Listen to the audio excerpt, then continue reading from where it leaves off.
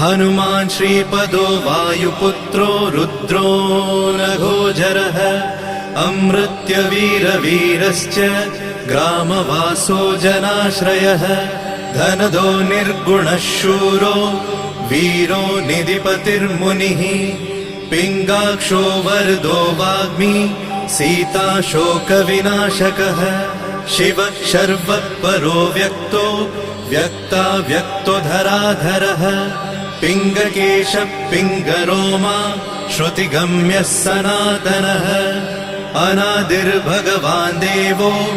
विश्वहेतुर्जनाश्रयः